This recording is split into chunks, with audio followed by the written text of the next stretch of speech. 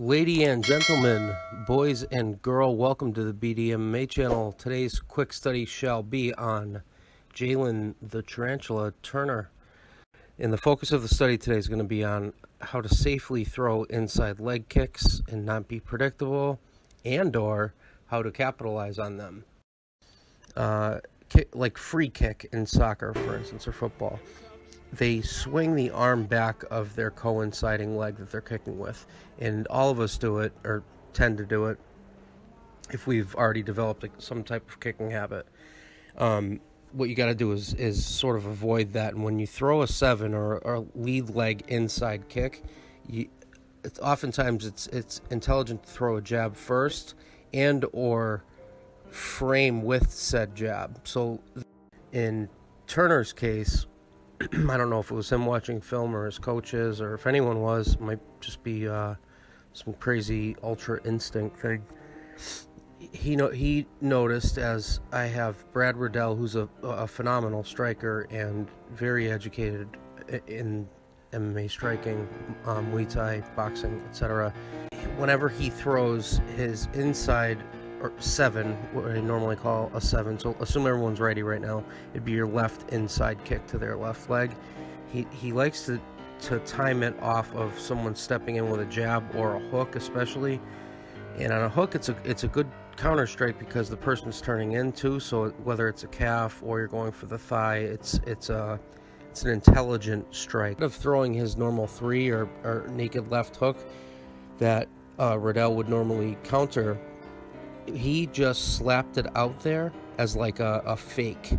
I wouldn't call it a feint because he did pronate the arm and started bringing it around, but it was just a way to load his hips for that beautiful 2 on the button. It happened so fast, commentary really didn't catch how flush it was.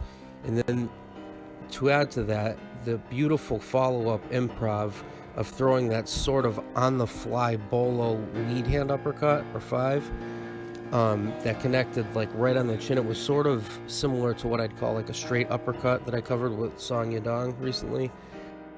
To note that off of a left hook, someone wants to throw an inside leg kick and to instead throw kind of a half-baked left hook to then capitalize is just wonderful. I love that. I love the long arms, going for the mounted kind of arm and guillotine and then just switching over. So basically he went from having a grip to just using his arm to get both sides of the neck, or both arteries, if you will, both carotids. And he just adjusted and then curled his legs up from mount so that you couldn't really, there was no bucking up, there was no escaping.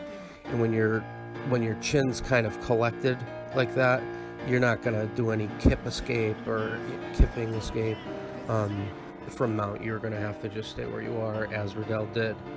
And we'll fade out with some examples of Spong throwing, either throwing an inside leg kick into a kind of a finishing punch, or another time that he just used the jab frame when he was hurt to then land a right hand.